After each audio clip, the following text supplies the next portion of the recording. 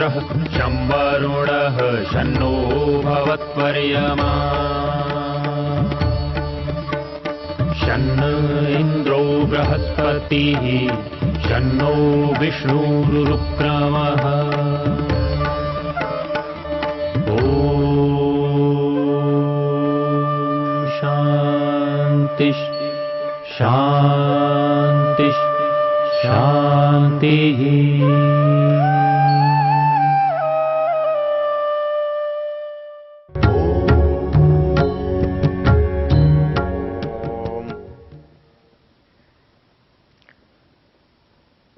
हम यजुर्वेद के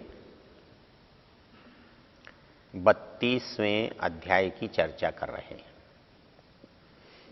और उसमें ईश्वर का स्वरूप बताया गया है। और ईश्वर का स्वरूप बताते हुए उसका कार्य, उसके गुण का भी वर्णन किया गया है।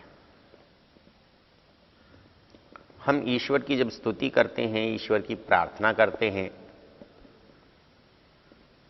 तब हम उसके सामर्थ्य की, उसके स्वरूप की, उसके उपस्थिति की, उसके गुणों की चर्चा करते हैं। और इन मंत्रों का स्वयंभू ब्रह्म ऋषि और परमात्मा देवता है, अर्थात इनका विषय जो है वो परमात्मा ही है। इन मंत्रों में परमात्मा को ही स्पष्ट किया गया है। हमने पीछे एक मंत्र देखा था, एषोह देवः प्रदिशोनु सर्वा पूर्वोह जातः सौगर्भे अन्तः स एव जातः स जनिष्यमाणः प्रत्यंजनास्तिष्ठति सर्वतोमुखः। हमने इसके पहले पहले भाग की चर्चा की।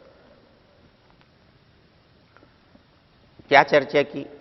वो देवता जो है, वो परमात्मा जो है, जितनी हुई हुई वस्तुएं हैं वो उन सब से पहले है। यदि उनके पहले न हो तो इन वस्तुओं को उत्पन्न कौन करेगा? इन वस्तुओं को उत्पन्न करने वाला होने से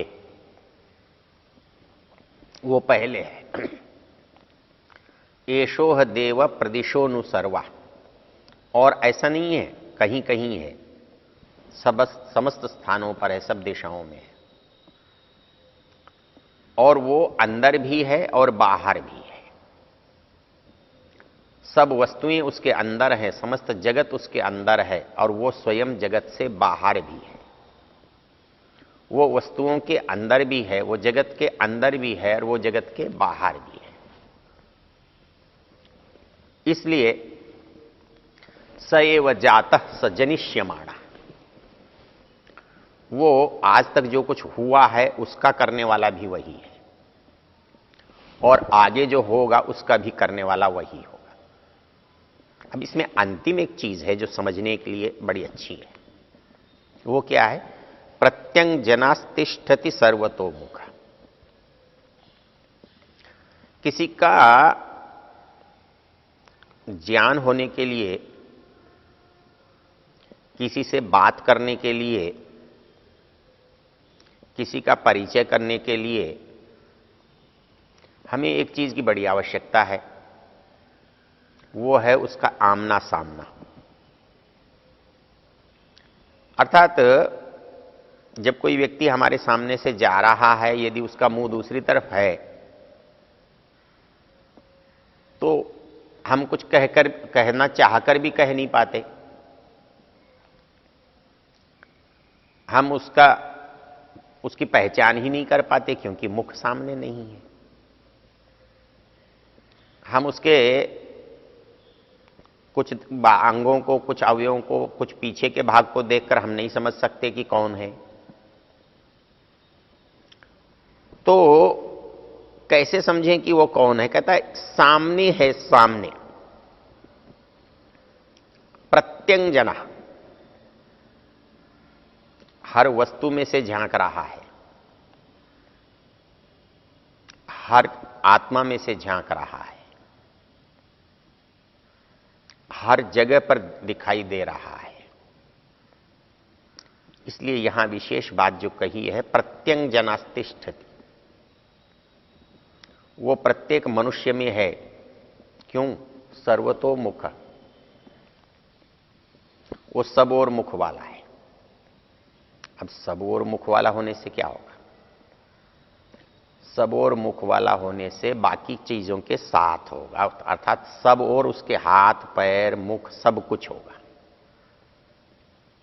तभी तो ऊपर के मंत्रों में कहा था, सहस्र शीर्षा पुरुष सहस्राक्ष सहस्रपाद। वो सर्वतोमुख है। अब सर्वतोमुख कहने से जहां कहीं भी कहना होगा कह देगा, जहां कुछ भी करना होगा कर लेगा। उसके लिए किसी को न तो आदेश देने की आवश्यकता है, न किसी माध्यम की आवश्यकता है। वो जो चाहता है करने वाले में और होने की वस्तु में बीच में कोई नहीं है। वो स्वयं उसको जैसा चाहता है वैसा कर देता है, क्योंकि सर्वतोमुख है। वहां वो अपने सामर्थ्य के साथ विद्यमान है, इसलिए कर सकता है। यदि वस्तुओं में विद्यमान नहीं हो तो वस्तुओं के स्वरूप को कर नहीं सकता। सर्वतोमुख क्यों कहा? इसलिए कि वो बिना इंद्रियों के कैसे कर रहा है। हमने पीछे देखा और समझा था, हमको अपनी इंद्रियों पर बड़ा गर्व होता है, और वास्तव में ये जो गर्व है वो हमारी संपन्नता का प्रतीक है, हमारी संपन्नता के परिणाम स्वरूप है। जो जितनी अधिक इंद्रियों से और जितनी अधिक इंद्रियों के सामर्थ्य से युक्त है, वो अपने को उतना ही अधिक संपन्न मानता है और होता है। बाहर भी संपन्नता तो साधनों से ही आती है। एक साइकिल वाला जा रहा है, एक मोटरसाइकिल या कार वाला जा रहा है, तो आप समझते हैं ये संपन्न है, ये कम संपन्न है, ये निर्धन है, वो धनी है। तो संपन्नता किससे आती है? साधनों से आती है। जितने अधिक साधन हमारे पास हैं, हम उतने संपन्न हैं। तो परमेश्वर हमसे बड़ा है, हमसे ज्यादा संपन्न है, हमसे अधिक है, तो उसके पास साधन अधिक होने चाहिए। तो कैसे हो सकते? ऐसे ही हो सकते जैसे संसार में होते। मुझे कहीं जाना है, मैं पैदल जा रहा हूं, लेकिन एक संपन्न व्यक्ति है, वो कार से जा रहा है, मुझे कई दिन लगते हैं, वो कुछ घंटों में पहुंच जाता है। तो वो अपनी संपन्नता से विद्यमान है। जिसके पास और अच्छे साधन है, वो और जल्दी पहुंच जाता है और जल्दी पा लेता है। बाजार में जाता हूं, मैं वस्तु देखता हूं, मेरे पास उतने पैसे नहीं हैं, उतना मूल्य नहीं है, लेकिन जिसके पास मूल्य है वो तुरंत देता है, ले लेता है, वो संपन्न है। तो ये जिसके पास जितनी अधिक संपन्नता है वो उतना अधिक सक्षम है। तो परमेश्वर कितना सक्षम है? कहता है सर्वतोमुख। वो सब जगह हाथ पैर मुख वाला है, उसको कहीं भी जाने की आवश्यकता ही नहीं पड़ती, वो पहुंचा हुआ है। इसके लिए हमें एक मंत्र याद करना होगा, यजुर्वेद के 40वें अध्याय में, तदे जति तन्नई जति तद दूरे तद्वंतिके तदंतरस्य सर्वस्य तदु सर्वस्यास्य बाह्यता, वहां भी ईश्वर की ही चर्चा चल रही। वो कहता है कि ईश्वर गतिशील भी है और ईश्वर गतिशील भी नहीं है। क्यों? गति का परिणाम होता है पहुंचना, अर्थात एक व्यक्ति यहां से चला, घंटे भर में पहुंचा, दूसरा 5 मिनट में पहुंच गया। तो घंटे भर वाले आदमी को 5 मिनट वाला मिल जाएगा आगे, वो तो पहुंचकर पहले ही बैठा हुआ है। तो कहता है कि वैसे ही संसार में हर चलने वाला पहुंचने वाले को देखे तो वो देखेगा कि वो तो पहले से पहुंचा हुआ है, तो वो तत् एजति। हम देख रहे हैं कि वो गति कर रहा है, सब जगह जा रहा है,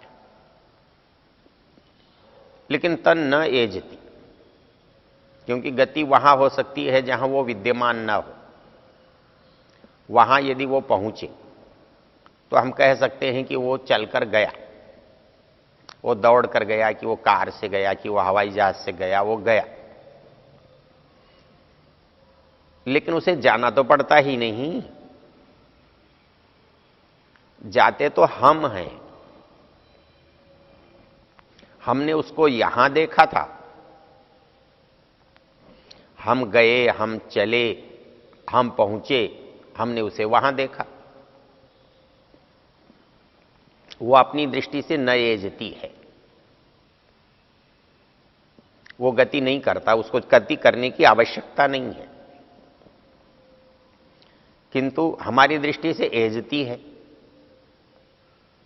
हम उसे जहां चाहें वहां देख सकते हैं, जब चाहें तब उसे देख सकते हैं, जहां चाहें उसे पा सकते हैं।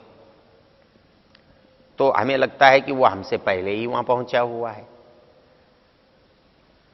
तत् एजति तत् न एजति, वो अपने स्वरूप से कहीं उसे जाने की आवश्यकता नहीं है, क्योंकि वो सर्वव्यापक है, सब स्थानों पर पहले से विद्यमान है। किंतु हमारी दृष्टि से एजति, वो पहले पहुंच जाता है। तद दूरे तद्वंती के, वो दूर से दूर है और पास से पास है।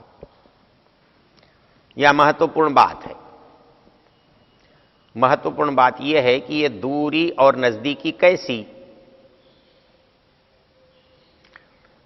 हमारे साहित्य में, हमारे व्यवहार में 3 तरह की दूरी होती है। देश की दूरी, काल की दूरी, ज्ञान की दूरी। इसको हम कहते हैं देशगत दूरी। हिमालय से विंध्याचल दूर है, यह देशगत दूरी है। लेकिन महाभारत से रामायण का जो दूरी है वो समय की दूरी है। तो एक दूरी होती है देश की, तो परमेश्वर के साथ हमारी देश की दूरी नहीं है, और न परमेश्वर के साथ हमारी काल की दूरी है। अर्थात कोई ऐसा समय नहीं होता जब हम हों या परमेश्वर न हो, या परमेश्वर हो तो हम ना हो, ऐसा कोई समय नहीं। हम दोनों एक दूसरे के साथ सदा से हैं, सदा ही रहेंगे। फिर हमारे साथ दूरी कैसी? कहता है लेकिन दूरी है। ऋषि दयानंद कहते हैं वह अज्ञानियों से करोड़ों कोस दूर है। अर्थात उसके और हमारे बीच में कोई दूरी संभव है तो वो केवल ज्ञान की।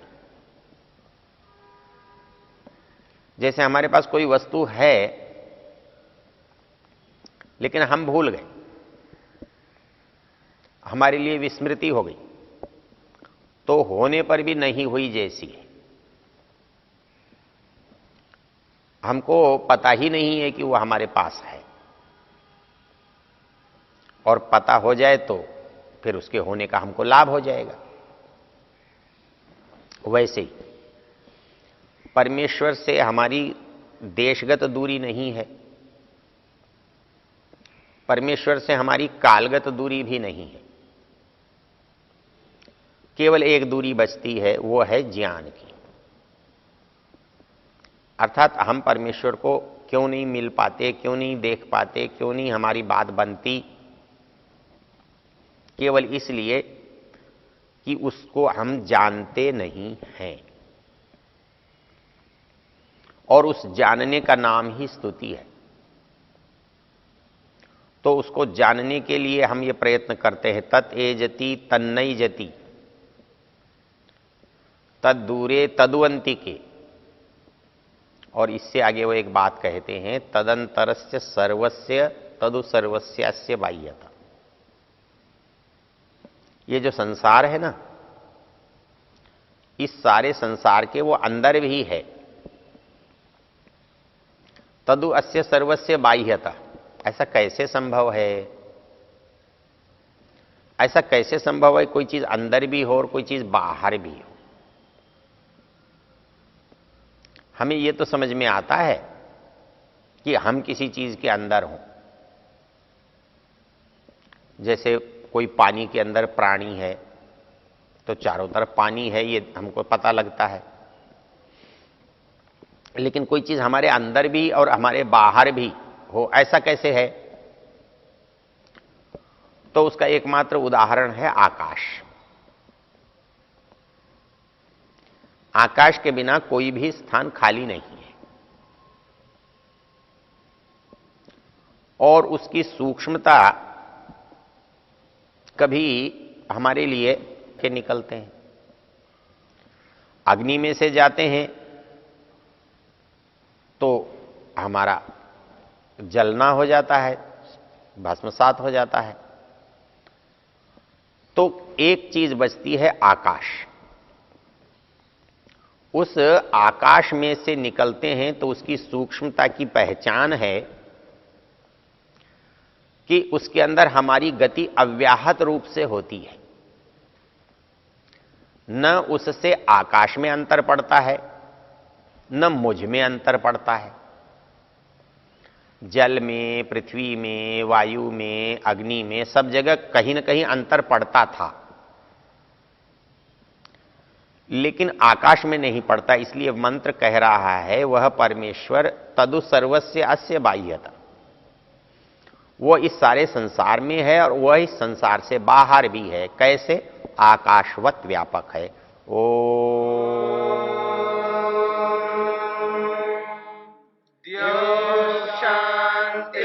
शांतिरंतरिक्षम शांति पृथिवी शांतिरापः शांतिरोषधयः शांति वनस्पतयः शांतिर्विश्वे देवा शांतिर्ब्रह्म शांति सर्वं शांति शांतिरेव शांति क्षमा शांतिरेधि।